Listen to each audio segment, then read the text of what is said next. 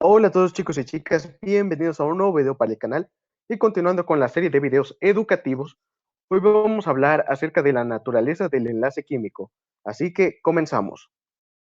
Específicamente hablando, se mencionará lo que es las fuerzas intermoleculares, tipos de enlaces y contrastaremos algunas de sus características para que se entiendan mejor los conceptos.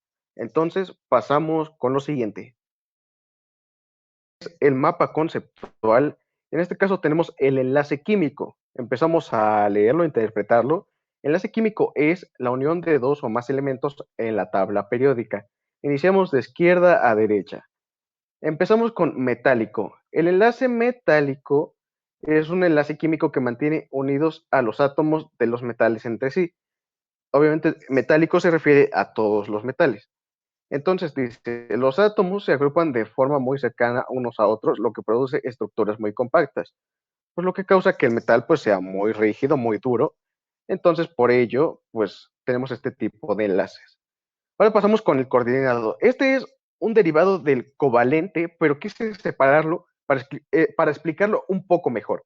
En este caso el coordinado es un enlace covalente, como les vengo diciendo, en el que un par de electrones compartidos por dos átomos es aportado solo por uno de ellos. En este caso tenemos dos elementos, pero solo uno de ellos cede los electrones para que el otro se una a él.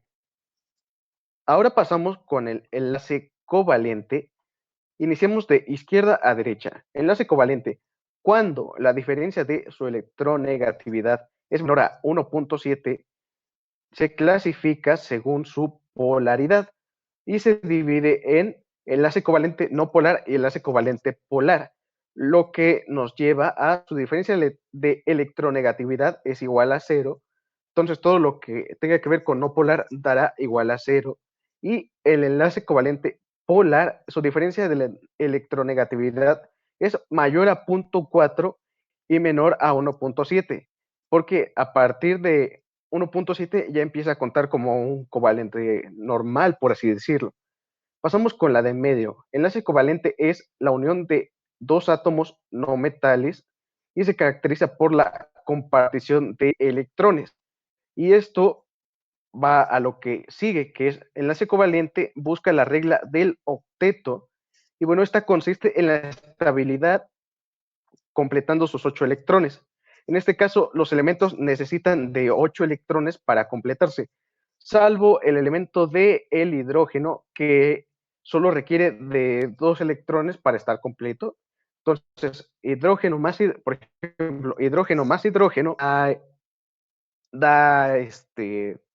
H2, y como solo tiene un electrón cada uno, se complementan perfectamente. ¿Por qué? Porque no necesita de ni tiene uno. Y por ejemplo, ponemos el ejemplo de H2O. En este caso, tenemos H, H y O. La O en total me parece 6 electrones y las demás tienen lo que es los hidrógenos 1 y 1. Entonces, al unirlos, da en total un total de 8, que son los que se necesitan para la regla del octeto. Y continuamos con el enlace iónico, que es el último de ellos, y es la unión que se da entre un metal que pierde electrones y un no metal que los capta. En este caso, pues podemos verlo en las aleaciones, que tenemos un metal que pierde electrones para que se una a un no metal, generando una aleación. Con esta infografía donde muestra las fuerzas intermoleculares que les explicaré a continuación. Vamos por qué son las fuerzas intermoleculares. La fuerza intermolecular se refiere a las interacciones que existen entre las moléculas conforme su naturaleza. Esto se los explico aún más adelante en la... Iniciando con las fuerzas intermoleculares, tenemos la primera, que es ion, que se da entre iones. Obviamente, los iones se atraen y se juntan hasta lograr un equilibrio de la forma más simple de fuerzas intermoleculares. Está el ion dipolo. En este caso es una fuerza intermolecular que ocurre cuando una molécula iónica o un ion se atrae por una molécula polar, que, bueno, un enlace polar, molécula polar, que también se le llama dipolo. A los polares también se les puede llamar dipolo, por ello ion, dipolo, la unión de un ion con un dipolo o una molécula iónica con una molécula polar. Para esta tenemos más de lo mismo, en este caso es dipolo, dipolo. Como saben, el dipolo, como les mencioné, el dipolo es una molécula polar y dipolo, pues una molécula polar. Y bueno, también se le conoce como fuerza de Kimson, que es la atracción entre moléculas polares. Ahora tenemos el dipolo-dipolo inducido. Cuando hablamos de dipolo inducido, nos referimos a una molécula apolar o en este caso no polar, una molécula no polar. Entonces es una molécula polar con una molécula no polar o dipolo con dipolo inducido. Y bueno, también se le conoce como las fuerzas de Davy. En estas hay una interacción débil entre el dipolo de una molécula polar en su extremo positivo que induce a los electrones de un dipolo de una molécula polar, como si juntaras positivo y negativo en las baterías. Si pones positivo y positivo, pues no van a dar, y si pones negativo con negativo, no va a dar. En este caso, una polar con una no polar, más y menos, si hay conexión. Así está este dipolo y dipolo. Tenemos el dipolo inducido y dipolo inducido. Pero tú nos dijiste que no se podía juntar un negativo con un negativo. Tal vez no, pero en este caso, para los dipolos inducidos, es la fuerza de atracción entre moléculas no polares, siendo una carga neutra. Al ser neutra se pueden unir de cierta forma, pero los electrones están en un solo punto y este dipolo es temporal. Y al ser temporal, como les digo, al ser temporal y neutral, provoca esta atracción. Entonces, sí podemos juntar negativo con negativo, por lo menos en los dipolos inducidos las partículas apolares o no polares. Ahora tenemos, por último, el enlace por puente de hidrógeno.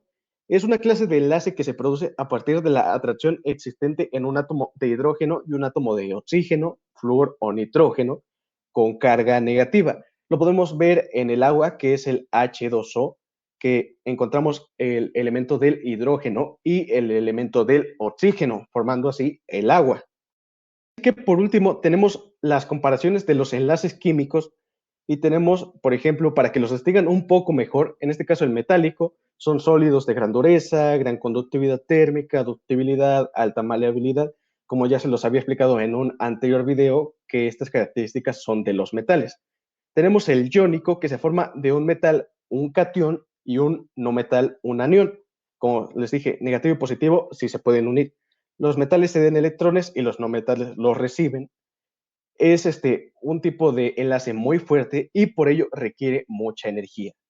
Pasamos al enlace covalente y empezamos con el polar. Se forma a partir de los no metales, los elementos se comparten electrones y es más débil que un enlace iónico por obvias razones.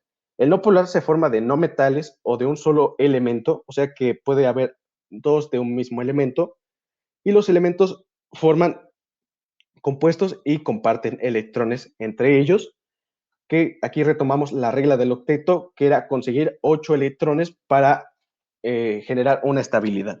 Y por último, el coordinado, que forman redes semejantes a los compuestos iónicos y tienen un carácter semipolar, que están en medio, no son ni polares ni no polares, lo que otorga propiedades intermedias, como lo habíamos visto en los metaloides, que eran mitad no metales y mitad metales.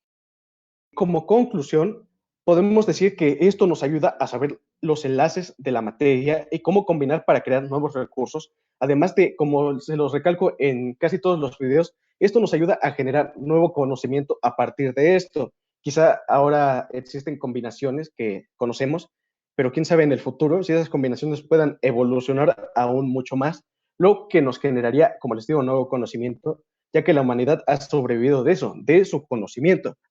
Bueno, yo espero que les haya gustado el video, ojalá dejen su like y se suscriban. Ya saben que pueden encontrar más información acá abajo en los enlaces que les voy a dejar. Eso es todo por mi parte y nos vemos hasta el próximo video. Hasta la próxima.